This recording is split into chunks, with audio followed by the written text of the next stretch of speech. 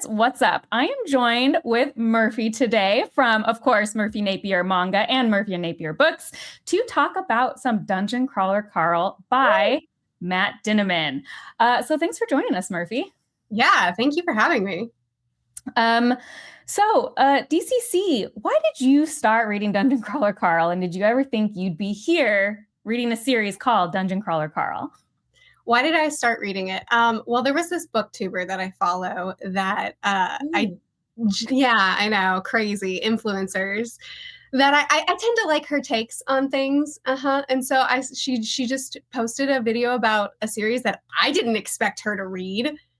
Her name's Bookborn, by the way. I don't know if you've heard of her. Crazy. I am glad. So you are giving me credit for this. I get credit for making you read DCC. Yes, it was you. Yes. it was exclusively and only you that got me to read the series. So you heard it here first. Everyone was reading Dungeon Crawler Carl. Everyone was hyping it. And I was like, great, I'm happy for you. Have fun with that, because LitRPG, I had tried, I think I've tried 10 LitRPGs before this. Have you tried that many? I think I have, because one of my mods on my Discord is a big LitRPG fan, and he kept giving me recommendations, and I kept trying, and I just didn't like any of them. So I had tried plenty, and it's just not my thing.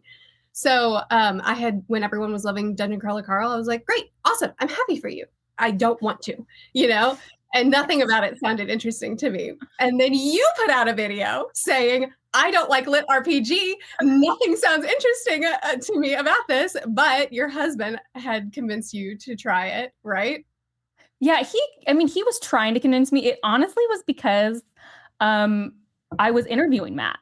Django Wexler gave me his new book and was like, hey, can we do an interview? And I said, great. And he's like, actually, my friend Matt, can we interview him too? And I was like, I'm not going to interview someone without reading a book of theirs. Yeah. That's like a rule of mine. I won't interview you unless I at least have read one of your books. Right. And so I did. And then it was like, oh, I guess I should have listened to Zach.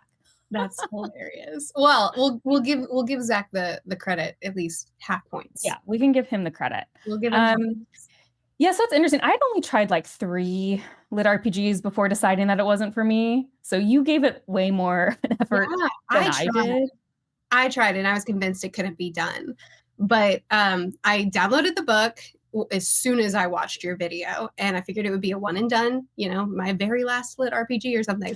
And my dad listened to it before I did, and he was texting me, and he's like, when are you getting book 2? I was like, okay, hold on, I'll get to it.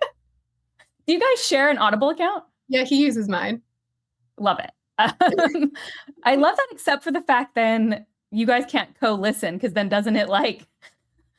It's such a bugger. Yeah, okay. I usually wait till he's done, and then I get to it. Zach and I used to do that with like the e-reader back in college. We were both reading Wheel of Time. And it would like keep pushing us back to where we were. So anyway, I have experience. It's the worst. When did you decide that DCC was going to be different for you? Because for me, I actually, if you remember, like I finished book 1 and didn't think I was going to continue. And then I did and was like, oh, this is amazing. So when did you decide that it was different? Maybe chapter 1. Oh my gosh. It was not good, Bookborn. It was not good. I read book 1 in the course of like 2 or 3 days, which is abnormal for me. And then I had a little bit of extra time left in the month before I was supposed to get to next month's TBR. And so I just binged the first 3 back to back in like a week. It was so bad. I was so obsessed. It was a problem. And then I took a little break before I went on to 4. But it was like, even then, it was a begrudging break. I was mad at my TBR for making me stop. Oh my gosh. I didn't know if I realized that you binged them so closely. It was like 8 months for me between book 1 and book 2. No way. No, I don't remember that. So okay, yeah, it was a long time. What was it about book 1 that it didn't strike you? Well, it was just a lot. It was like foot fetishes and like this crazy AI and like stomping things. It was just like a lot. And there's like the boss at the end. I actually don't know if it's at the end of book 1.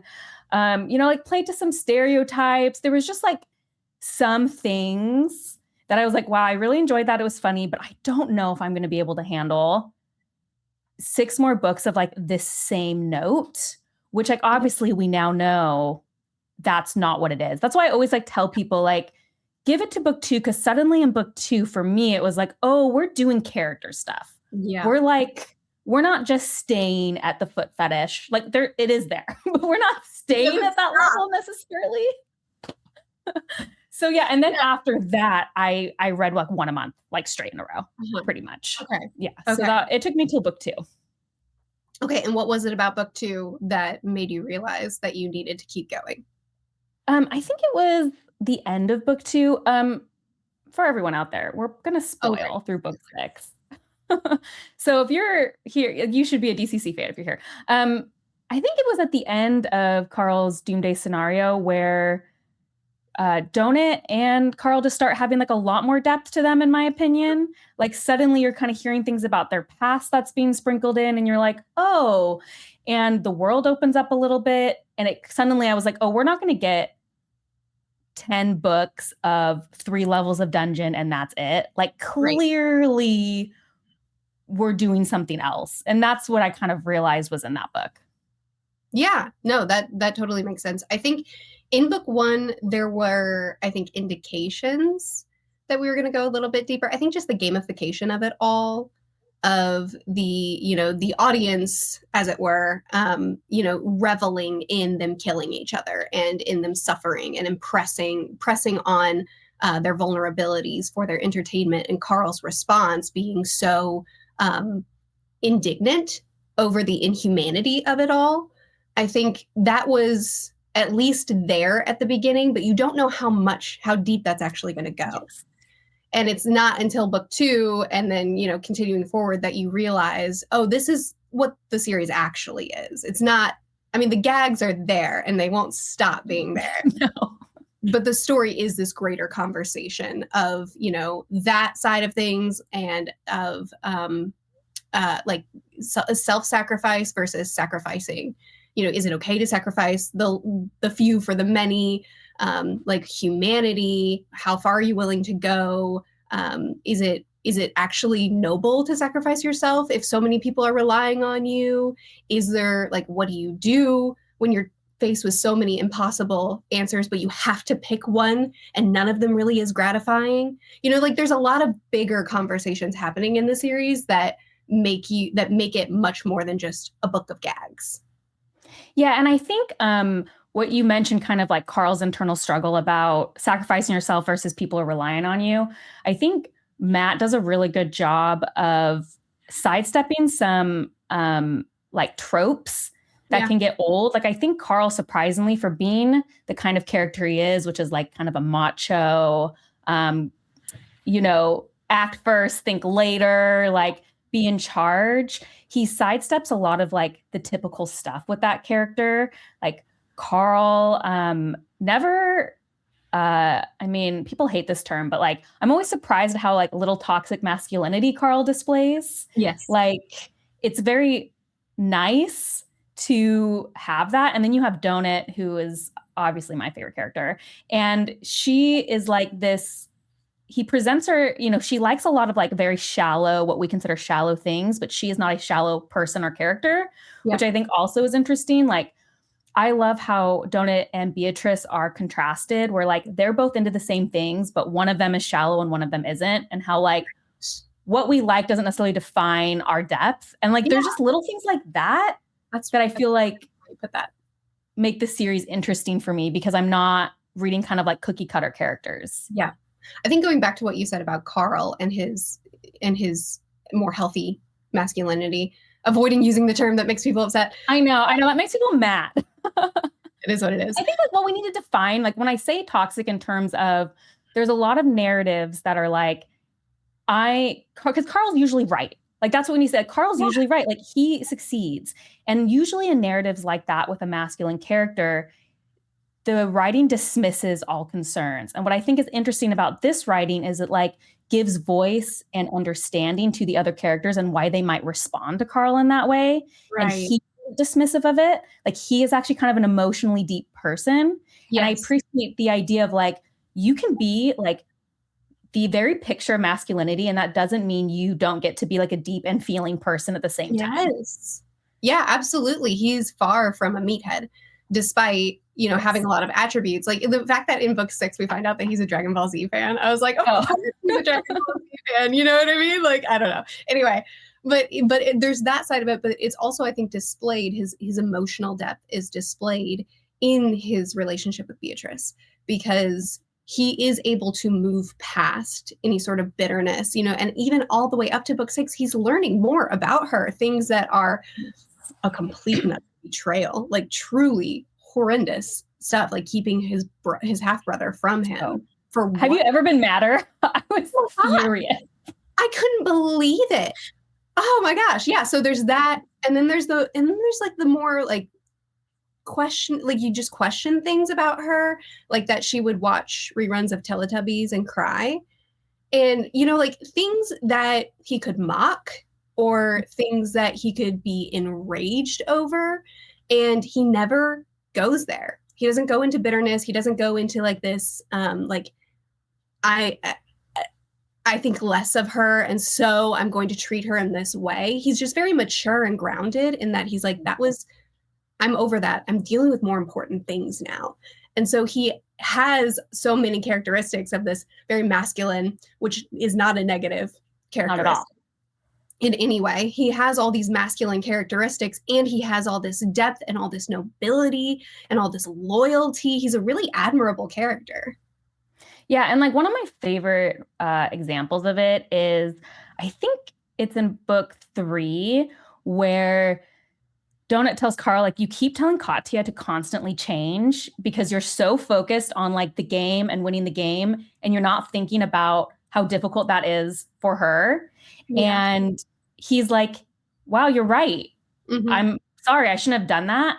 And it's like, Carl was right in that scenario. Like, they should be just caring about the game, but also having like this emotional depth moment of like, you also need to remember that not everyone is you. I just loved that moment so much. It was like a good example. It is like emotional maturity.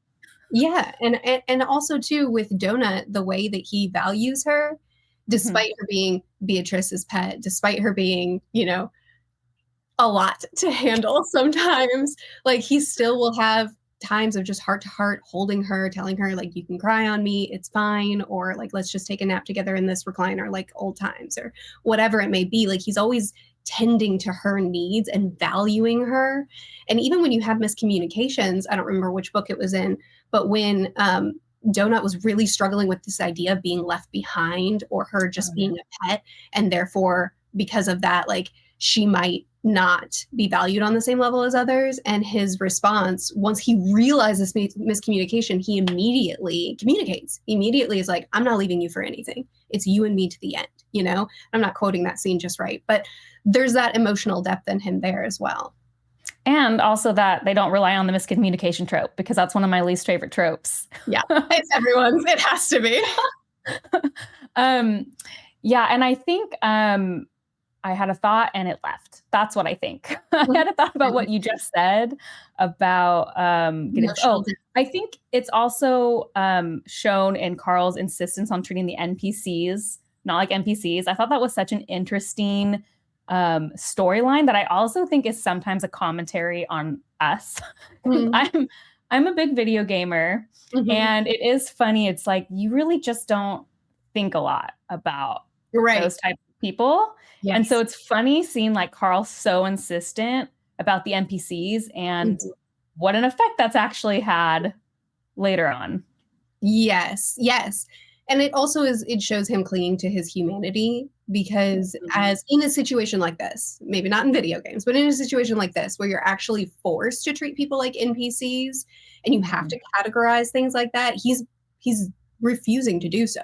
He's saying, I won't do that because it's a compromising of my humanity, at least. And then he has to keep facing that. He has to keep like reconfronting that issue. And okay, well, how far am I willing to take this? And that's something that I think Matt does really well, where he doesn't necessarily explain morality to us, but rather he just confronts moral quandaries and makes us all wrestle with it. 100% agree. And I also love how you find a little bit more about Carl in each book that like recontextualizes his past experiences. Yes. Like when you're like, oh, you have an abusive dad. Oh, your mom, killed herself.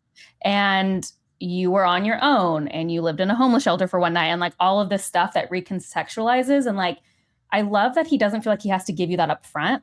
Like, Yeah. this isn't book one. It's like, this is Carl, blank, blank, blank, blank. It's like book 5, all of a sudden, you're getting this bomb dropped, about, what book was Asher, his half brother, which is a totally loose end. Like, that's the one that the one I just finished. Okay. And so then you get this like drop and it just is continually deepening the past interactions. Yeah, absolutely. And I know that Matt does include his Patreon in some of the decisions that he makes, but like he has to have mapped some of these things out. There has to be some things that he's like, no, I know what this is going to be.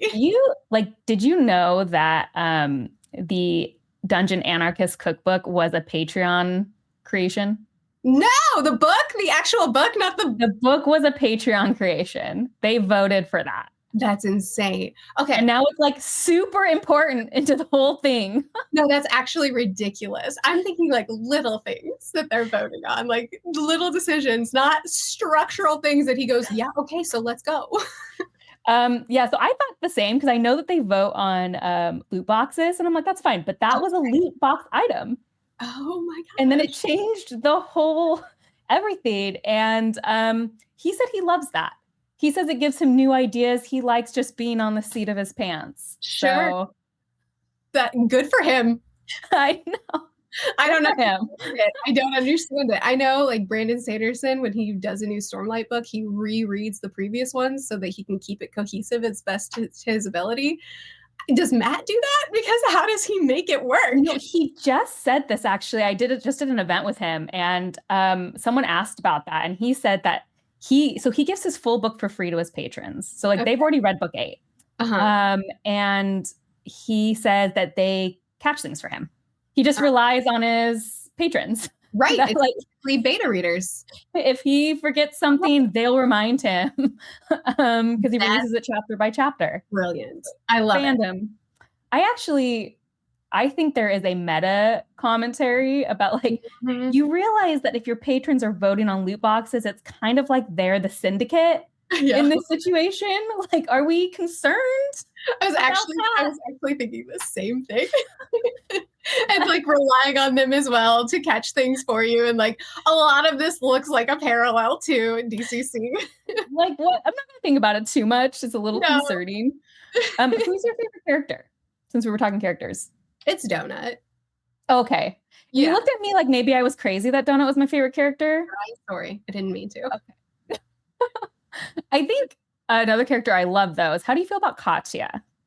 So Katya, I really disliked when I first met her, and I do like her now. She's become a much more deep character. At first, I felt like Matt was trying too hard to make me like her. Like wanted me to feel too much compassion and too many feelings, and I was like, I won't fall for your tricks. I was like being Carl basically. But I think that she's been deepened enough, and this whole conflict that I'm still at least in the middle of with her and Donut, and only one can reach. Floor 9, I think it is. So, and the whole addiction side of it in book 6, like there's been a lot that's made her character a lot more interesting. What do you think? Yeah, I really like Katya. I actually kind of felt the same. I didn't dislike her in book 3, but I was like, meh. But then later on, like I feel like she's been a real grounding force in their team. And I just like her a lot. And I do think, well, actually, you have more experience with LitRPGs than I do. But I think for me, one of the things that makes it different is like, I think Carl being such a strongly written character is what grounds DCC for me. Like, I think it is why I have succeeded with this LitRPG compared to others. Do you have insight on that since you've read more than I have? No. You don't know why?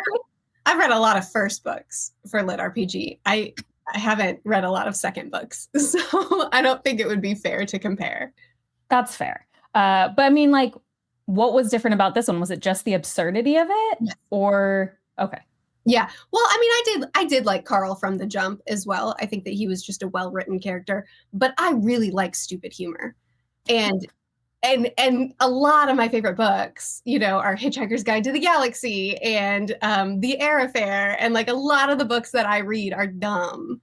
I mean, like profound and amazing and fantastically written, but also like a lot of dumb. And Dungeon Crawler Carl was like, it was in my lane. Because I actually made a connection to One Piece, like when I started liking it, which was just Yep, like One Piece is completely absurd. Like yep, when obviously I've only seen the Netflix and I've read the first arc yes, of that, but I'm like, it's absurd. Like yes, it's just crazy, but the characters are so yes. grounded that you're so That is a great invested. comparison. So Yeah, maybe that's that's why you like it. that's. I think you're right. I don't have anything to add to that. That's brilliant. Because like it reminds me of that a lot. Like when I was reading it, because obviously I fell in love with One Piece, and that was your doing. See, we're just reciprocating Perfect. We're making each other's lives back better. and forth. Um, so one of my favorite thematic elements of DCC is kind of this: "You will not break me. Mhm, We will succeed. Um, we're going to do this for the greater good," and it's kind of end here. mhm. um I just think that through line is really interesting, and it always gets me really motivated. I think we all at some point are like, yeah, we'd want to be that person. Yes. We want to be the person that everyone's rallying around. Like I love that's like a trope I love. Like Mhm. everyone rallies around Carl because he's so earnest about keeping it in, and the whole trope of like they're having problems because humans are banding together more than any other thing. That's a theme I love. Yeah. Any themes you particularly love? Because we were talking about that before going live. Like, what are some of your faves? So, well, here's the problem though, because what just popped into my mind is not thematic. I just remembered another favorite character of mine is Prepotente. That's oh my gosh, we have to talk about Prepotente. But you know You what? audiobooked, right? I can. What's that? You did Yeah. the audiobook problem, right? Okay. Did, yeah. Did you get any Prepotente? I know you didn't do a lot of audiobooking. No, I actually audiobooked these because You someone did. convinced me to. Yes. Oh, right. So you I love me read a few with of audio. them. I read sometimes like I did hybrid, but like no, I audiobook. My husband didn't audiobook at all. So like I'll make references because he Yes. just read them on digital, and I'll be like, ah! And he's like, what are you talking about? I have to like play things for him because like Good. Good. it's so iconic. Yes. The goat scream is probably my favorite extra audiobook thing. And there are so many things that we get extra because of the audiobooks, but the goat scream is amazing. It makes every scene that much funnier. But I can tie this into themes. I can Okay. tie this into themes. But Prepotente's his big emotional scene, loss of his mother, right? Oh my gosh. Okay. That scene actually made me tear up. Same, but same. And I think that that's one thing that kind of ties into something that DCC does so well, and that's taking these big emotional moments and not making them seem like just a death because we need to raise the stakes or whatever, but it's actually doing something much deeper that's not only affecting the character and it's not only speaking to something that's just kind of intrinsically human, but it's also it also really moves the needle for Carl and what his direction is going to be and what he's going to be fighting for and what builds his motivation to keep fighting for these people, for the people in his lives. And I don't know. I think that there are several instances like this where there's side characters that might be like a gag side character, but then their moment is so strong that it's like it kind of solidifies them for you in being a really significant character instead of just that funny gag. I know, and he's a goat. Like there's at one point where you're like, I'm crying over a scene with a literal goat that screams every time he comes on screen. Mm-hmm. But I think it's such a good example, like you said, of like nothing's a throwaway character, even a character you think is throwaway, because the character I hated Samantha. initially was Samantha. Freaking hated Samantha. I need you to understand like deep loathing of Samantha. You don't like the disembodied sex doll head? I don't understand. Yes. I hated that she was a disembodied sex doll head. And I remember I'm telling my husband this, like, I hate Samantha. And he's like, you gotta buckle up.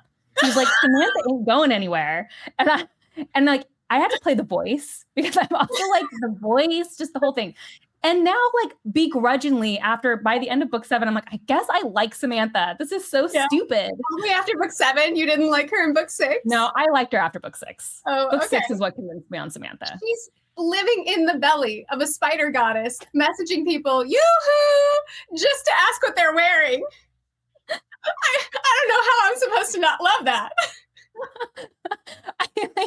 It's just trying to explain it to people. But anyway, I don't want to move on from that Miriam Dom scene because I actually think that scene ties into the theme I talked about being my favorite. Like, there's something to me about Miriam Dom and Carl. They weren't really on the same team, but Carl's the person she called when it really got tough, and she knew that he would do it. And then, it creates this loose cannon of Prepotente, which we don't know what's going to happen. But yeah, he's so good at like taking those like Prepotente, Samantha. These are characters that to explain to someone, you wouldn't start there. Yeah. And then like there's these deep moments with them, like, oh, Samantha now has a past and like a personality. What? Yep. Yeah, it's amazing. I love it. Did you like her when she first came in book 5?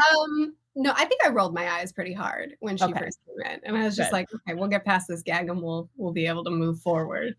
But there was also so much funny. I mean, okay, so there has been like a good stretch between some of these books for me now because I didn't read them all back to back and my memory is horrendous. So I'm pretty sure it was in Samantha's introductory book where they're also going around, Carl's like taking corpses and putting them in his pocket and like pulling them out to slap them on someone's desk. And I forgot about that. I didn't want to like her, but there were so many scenes that she participated in that I'm just like, this is amazing.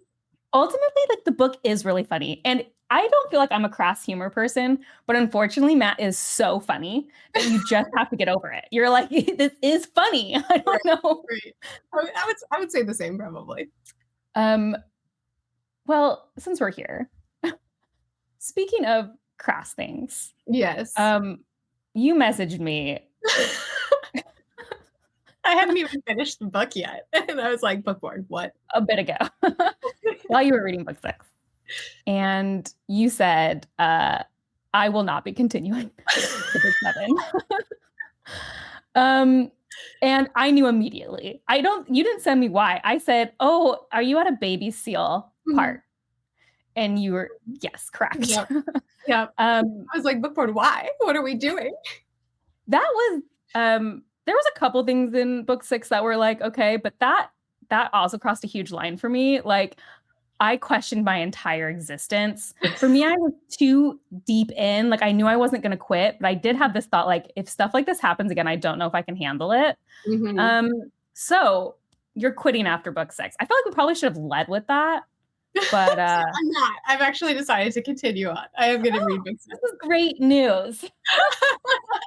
But yes, in the moment, I was like, do I want to continue? I'm not entirely sure. Because, well, really, just all of book 6, not all of book 6, most of book 6 was a big step down for me. And then ending on, I need a baby seal around me to masturbate, was like, I was like, you know what? If Matt Denneman thinks that he needs to keep one-upping himself to the point that we're going here, I'm gonna call it a day. Yeah. I mean, I struggled a little bit with Uzi Jesus as well. Yeah. That was a lot for me. The only thing that was okay about it is like there was a recognition that it was sacrilege. That it was a bastardization. Yeah, like an intentional bastardization. It was an intentional, so I was like, okay, but yeah, the baby seal scene was a lot. And I do feel like it's okay. Like, I actually didn't try to convince you. I was just like, that's the worst thing. Like, nothing even close happens in book 7 to that. And like, we can only hope that that's the height of it. That's the ceiling. Although I have heard of a disembodied God penis rolling around for a while in book 7.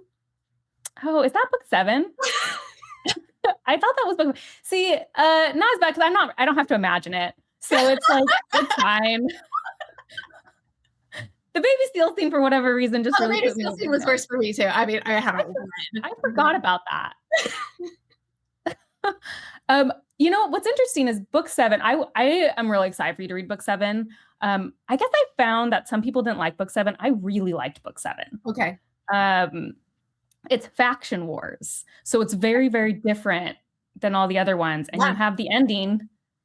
Only Katya or Donut. Yeah. Yeah. How did you feel reading that at the end of book 6 though? Because that was like very upsetting for me. Or does that happen at the end of book 5? It's the end of book 5. So I've had time to sit with it. Yeah. It is very upsetting. There is a part of me that is really afraid that we're just going to find a loophole and it's not actually gonna be a moral quandary that we actually have to deal with. And if that's the case, then I'm gonna be disappointed. I mean, relieved, obviously, but also disappointed because I don't want all that build up only for it to be like, found a way out, which we, at least as book 6 stands, it seems like we've already introduced that loophole and I'm not satisfied with it at the moment. And that was another reason why book 6, I was like, okay. Okay. That'll be interesting. How you feel about that conclusion. I don't think it's not either way. I'll say that. Like, I don't think it's full loophole, and I also don't think it's full tough decision. I think it's somewhere in between. Okay. I'll be curious. I'll say that. I'll say that. Book 7 is a little like book 3, in my opinion, in that like sometimes I got lost in the details. I don't know. Was the Iron Tangle hard for you sometimes? Is that book 3? I don't keep track of the titles. No, sorry. Yeah. The Iron Tangle is just like the that's not the name of it, but like the trains. Yeah, the trains at some point I was like, I give up. I have no idea. Before book 6, book 3 was my lowest rated DCC book because book 6 is your lowest rated just because of that scene. Not just because of that scene. The book as a whole, except for the scene with his dad and his brother and the whole that entire section was incredible. But as a whole, book 6 was just a lot lower for me. But yeah, book 3 was previous because it was just hard to keep track of everything. And I know Matt said, just don't worry about it. Just don't try to keep track of it. But like, no. But I do. That's not the way reading works for me. Yeah, book 3 is my lowest rated, I think, still, because of that. So I was saying book 7, I mean, I rated highly. I think book 7 I ranked as my second favorite. Wow. But which I guess I found out later was unpopular. So I want to be clear about that. So but I do feel like at some points I've had to feel like I did in book 3 where I'm just like, you know what? I don't really understand 100% what's happening, but that's okay. Okay. Just let it slide off of you. What's your ranking? Do you have a ranking off the top of your head? Ooh, okay. 5. Correct. Okay, great. Okay. That's the correct decision. 5 is the best one by far. 5 is the only one I've given 5 stars. Okay.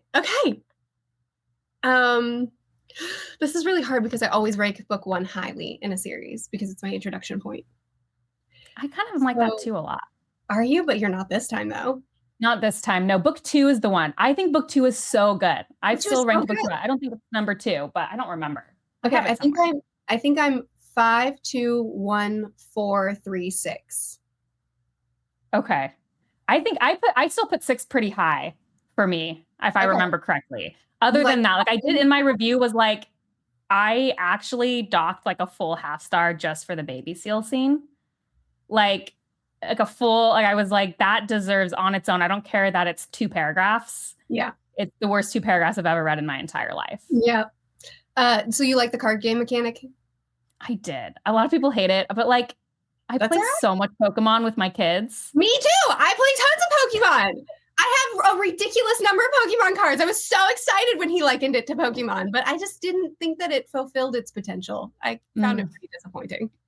I can see that. Like, again, it's sometimes the mechanics just, they get a little bogged down. Like, I feel like by book 6, I just kind of like, whatever. If I don't understand the mechanic, I just get over it. But I really liked the ending of book 6, which obviously you said that helped you. Did you give me your rating just now? No, because I don't remember it. I have to. I wrote it down. No, I had to do it off the cuff. Give me what your feelings say. Let's see if I still have. Here's my DCC game. Hateful. That's interesting. I actually have 6 as second, but I think I put 7 as second. I have 5, 6, 7, 4, 2, 3, 1. Oh, I put 1 below 3. 2, 3, 1. Interesting.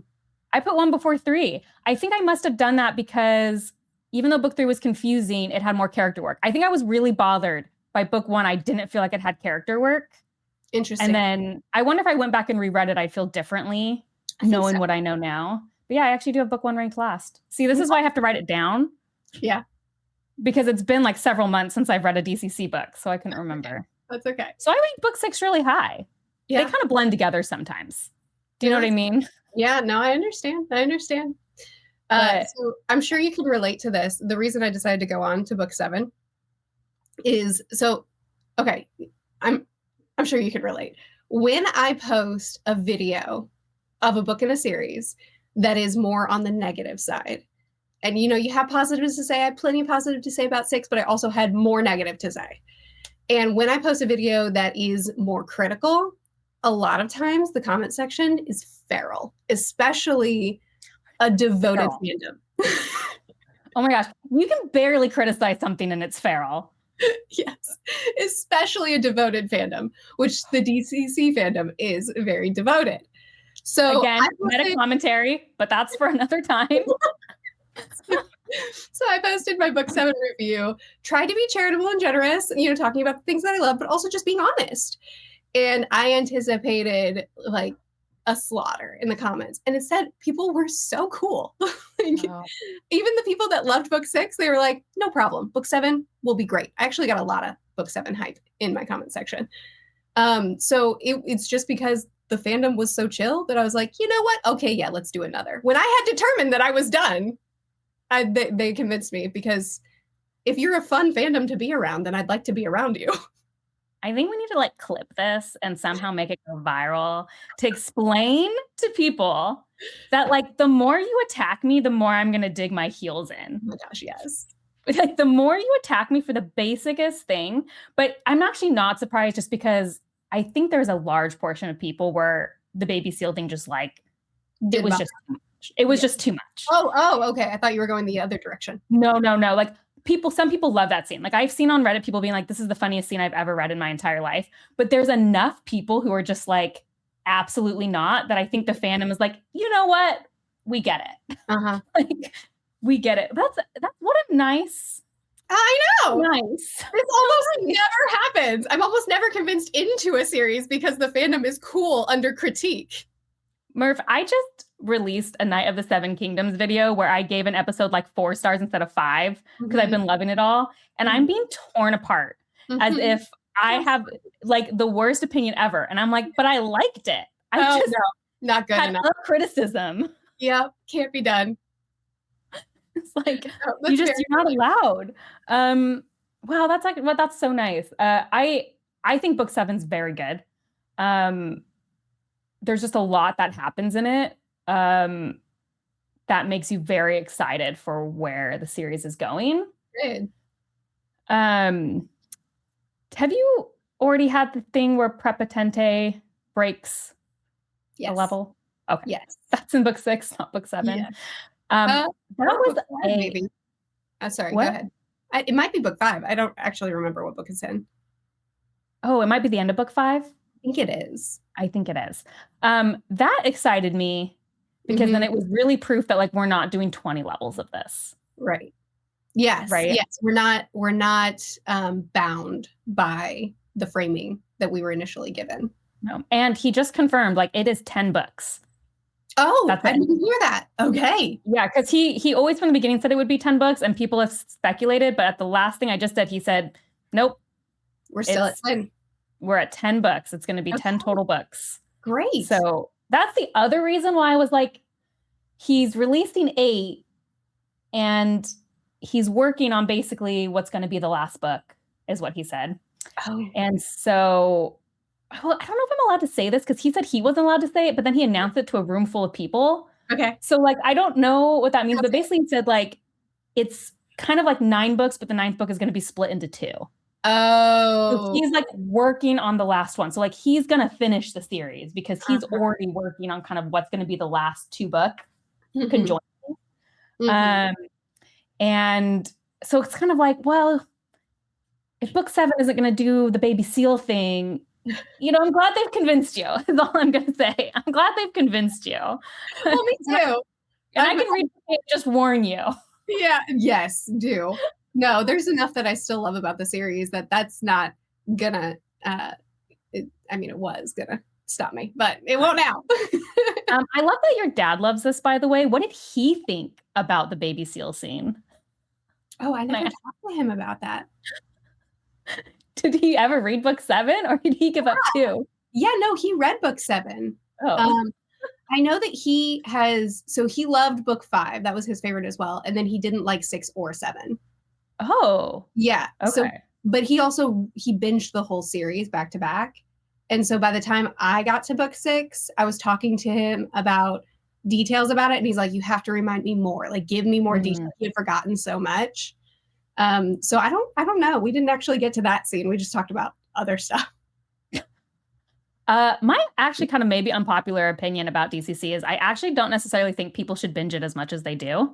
Mm-hmm. Like, I think giving yourself like a teensy bit of time, because like I was doing like one a month. So I was reading 3 books in general between each book about. Mm-hmm. And like for some people, I'm not saying everyone, I know people binged it and loved it. I'm like, I think sometimes you can get a little weary of it.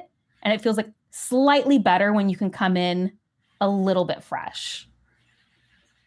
Like, so that's always like when people are getting into DCC, I'm like, look, I know you're going to want to binge it. I say this about Sanderson too, by the way, since you're saying like all these people who are getting into Sanderson today and they feel so behind. And so they spend a year doing nothing but reading Brandon Sanderson. And at the end of the year, they're like, I don't even know if I like him. And it's like, that's because you've literally read nobody else but 40 books by the same person. Yeah. No, that's a good point. That's a good point.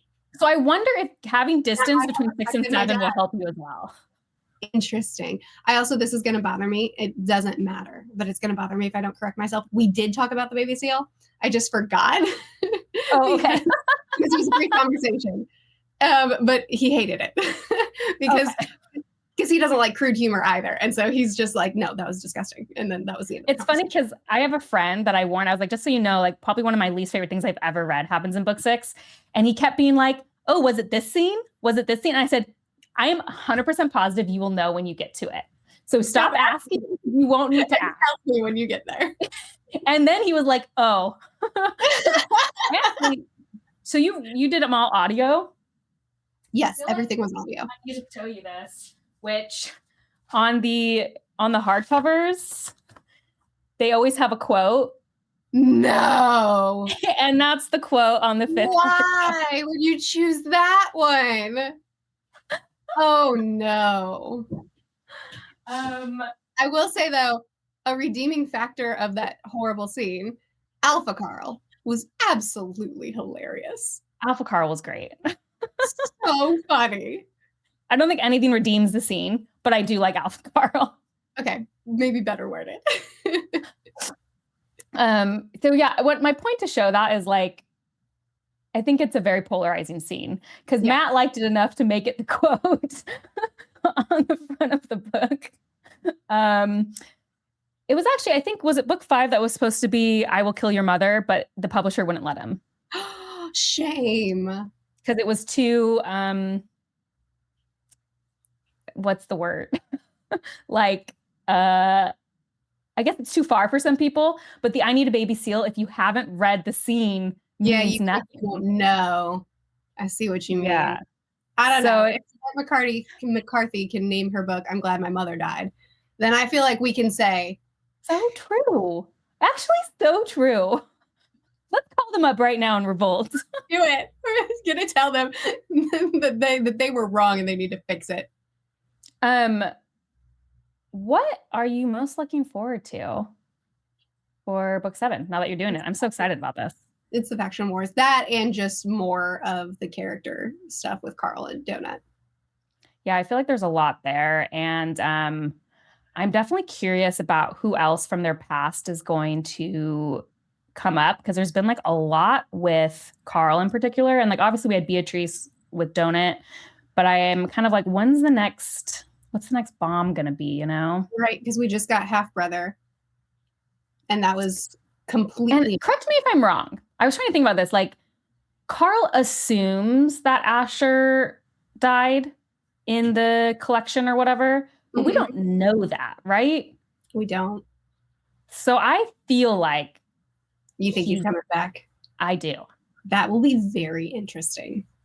I think something's going to happen there. I think a lot of times Carl assumes things and it's not always true. That's true. You're right. And so I am curious at when that's going to play out. I also, you haven't read book 7. Nope. But in terms of book 8, this doesn't spoil anything, but like, okay, we only have, I guess, 3 books left, but kind of like 2 books. When is it all breaking? Because we're at book 8 will be level 10 of the dungeon. So like there's 20 levels. When is it gonna break? Yeah. It's true. And it's true. It might all break in the 2-part final book, I suppose. That would make sense to me.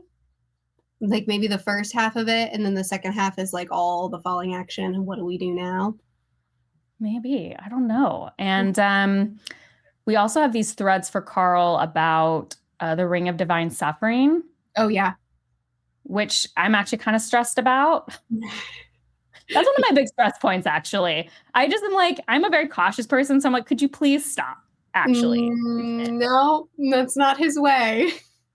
Not at all. He's not cautious in the slightest. What? He's not cautious in the slightest. No, it's really tough for me. We talked about one of my favorite moments, which is the Marion Dom Prepotente. Any moments we haven't talked about that are some of your favorites? Okay. I know it's kind of hard to remember. I brought up that scene with Prepotente, so unfair. You brought it up, but it is my favorite scene. Okay, so now so that's unfair. Okay. Well, choose another one. What's your second favorite scene? What? I'm trying to think. I'm gonna go look. I can bring up some too. Yeah, you bring up one. Well, it's like sometimes it's so hard. I put you on the spot, and that's what's hard. No, yes, that does make it hard. Well, I mean, I think the other favorite part of mine is when he has to confront his dad. And does that happen at the end of the 6th book? I guess. That's the 6th book. Yeah.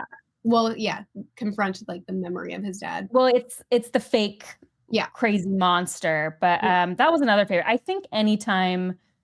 Clearly, it's like the deeper character moments that are my favorite. And I mean, I also have been loving the whole thing around the old cookbook authors. Mm-hmm. There's something that ends in book 6. There's a development in that, right? At the end of book 6. Yes, the thing that the AI led him to read. Is that what you're talking about? I don't know. I don't want to spoil because I don't know remember if it happens at the beginning of book 7. So you need to tell me. I don't know. Was there like an epilogue maybe where people were coming? Yes. To the crawl? Okay. Yes. That happened in book 6. So the cookbook authors are coming. Yes. Is that at the end of book 7? No, I don't remember. The seal has really...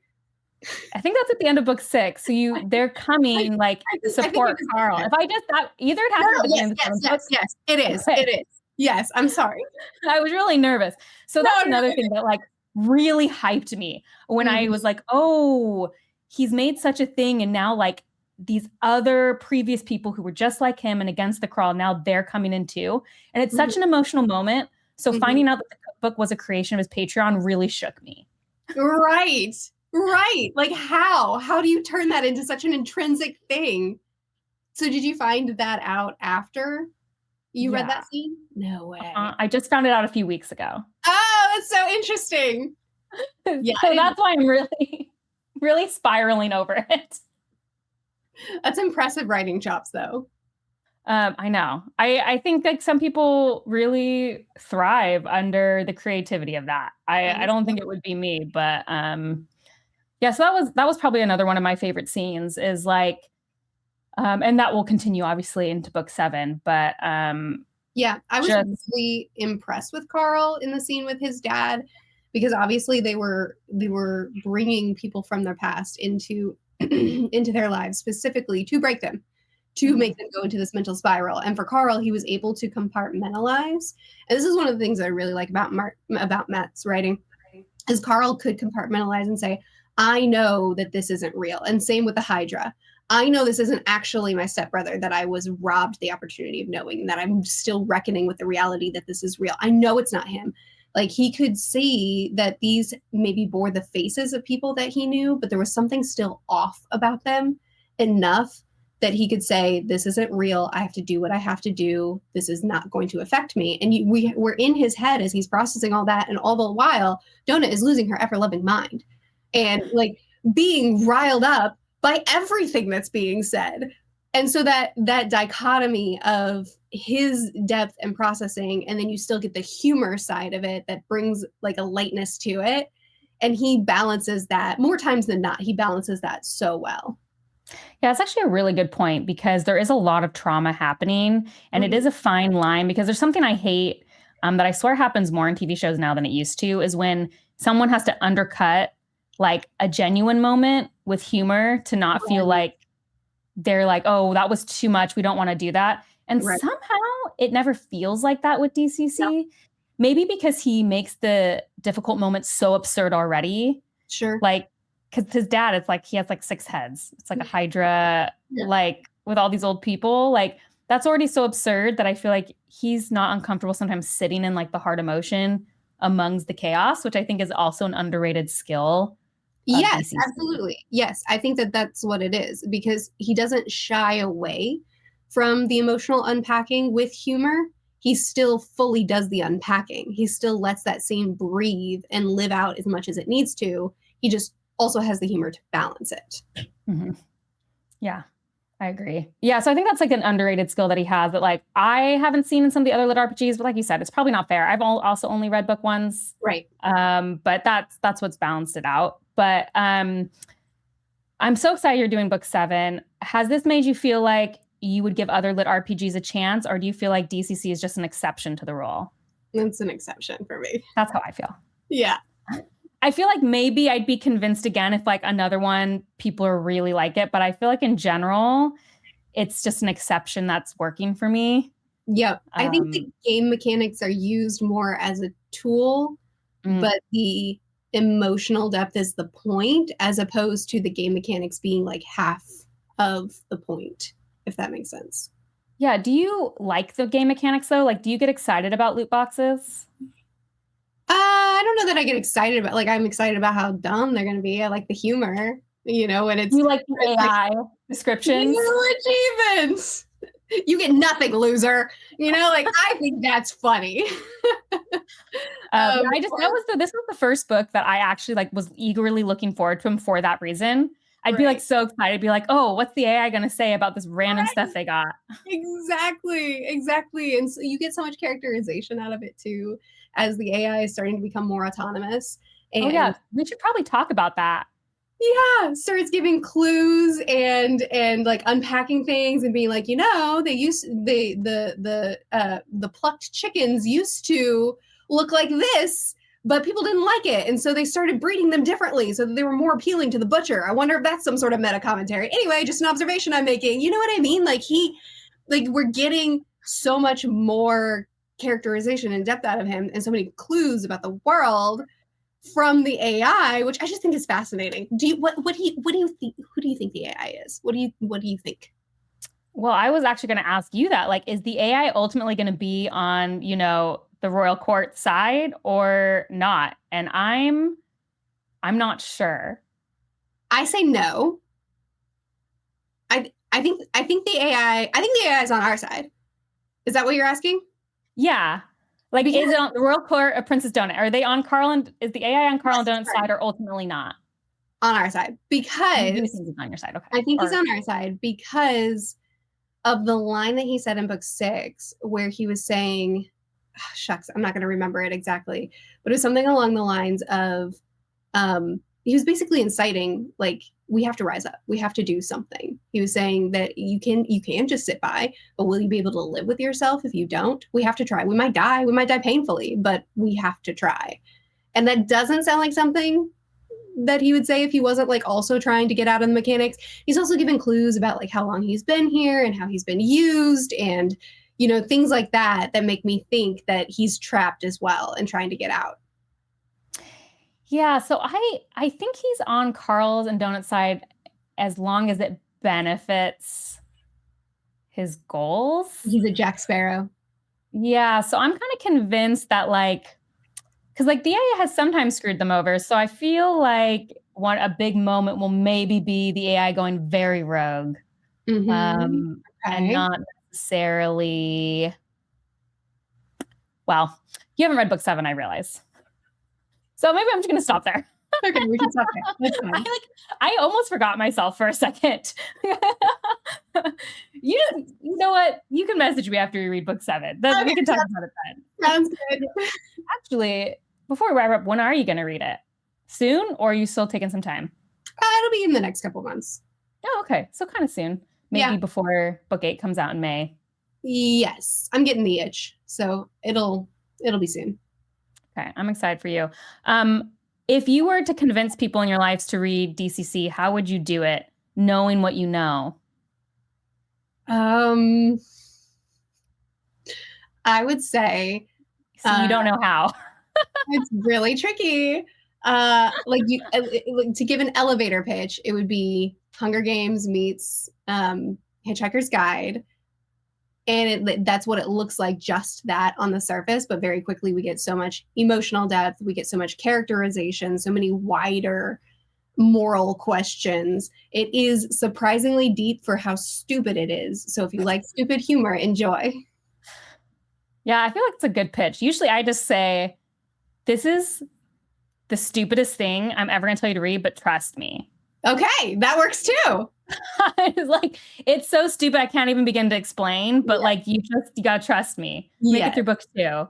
And then, anyway, I'm very excited that you decided to read it and you liked it. It makes me very happy. Before we wrap up, 2 things that have nothing to do with any of this. Great. But since I have you here. Yes. Season 2, One Piece. Are we excited? On the live action? Yes, we're excited. It looks so good. It might look better than season 1. It looks really good. It looks so good.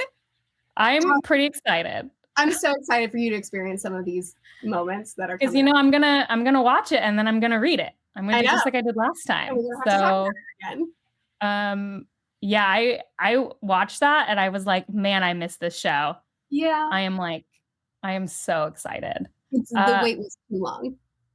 It was, but I heard, you tell me because you know more about this stuff, that they already started filming season 3. Yes. Is that true? Okay. Yes. So yeah, I think they have the green light for those 2, and we're kind of hoping for an announcement for season 4 as well pretty soon here, because it's been such. Because it's coming out in March, like really soon, right? A couple weeks, like March something. March 10th. Yeah. Yeah, March 10th. Okay. So I was like, maybe if it can get like a really good first episode viewing, maybe they'll greenlight for then. Because I think they just need to start filming multiple seasons. I do too. Because it's been what, 3 years or only 2? I don't know, but it's been too long. Like 2.5 years. It's too long. They're going to grow up too fast. Is my other thing. Yes, they are. And there's just there's so much to do. And since they're being wise about it and breaking these longer arcs, the Alabasta arc, they're breaking up into season 2 and season 3, which they should. It would be a mess if they tried to cram it all in together. But that means that it's going to take them even longer to get, Is the next arc longer than 4 books? Oh, sorry. I read the omnibuses. So I guess that's 12. It was 12 volumes. Is the next one longer than 12 volumes? I have no idea. I read everything E. Oh, you read everything E. Okay. I did. Yeah. I do have some physical volumes here, but I wouldn't be able to tell you quickly. Yeah, no, it's fine. I'm just curious if it's going to be a lot longer. But yes, Alabasta is a very long arc. How many arcs are there? It's done. Is One Piece done? No. Why would I ask that? What a stupid question. We're still going. Okay, great. Perfect. It's like 160 volumes or something now? I mean, I don't know about volumes, but it's... Oh, you don't know about volumes. That's a lot. Okay, doesn't matter. Over 1,200 chapters. Well, I'm very excited. I will be messaging you about that. The other thing is, like, since I was 7 years old, I have been a very much diehard Star Wars fan. Yes. And just to trap you here, you recently experienced Star Wars for the first time. Actually, just in case anyone's here, and I'm sure they all follow you, but just in case they don't, I need to explain how this happened, which is that I was at Dragonsteel this year, and I get a voice message from Merphy that's like... I'm so sorry. No, it was great. And I get a voice message that's like, I'm reading book 3 of Star Wars. I have never watched anything, but my patrons think I'd like this book. Book 3 of and then, like, I was just like, I short-circuited, like, like, of all the places to start with Star Wars, episode 3 and the book, it's just as making sense. And then, like, 2 days later, I get this voice message like, it's so good. I was living for it. I just want to be clear. I was living for it. I sent you multiple messages that began with, fair warning, I'm hysterical. Yeah, I guess I should say I don't care about spoiling Star Wars because you're the only person on the earth that didn't know. But you were like, the first voice message I remember, you were like, I love Anakin and Obi-Wan's relationship so much. And like, I know he's being tempted by the dark side, but obviously that's not going to happen. And I was like, no. I believed it was going to happen. I was like, from the jump, I'm like, no, he's going to go dark. But, like. You didn't expect as dark, I think is what happened. No, I did not expect as dark at all. I was like, yeah, he'll go dark. And then like, we'll bring him back and it'll be great. It was really amazing. I didn't know, spoilers again, I didn't know that he was going to be Darth Vader. And that was the thing that undid me.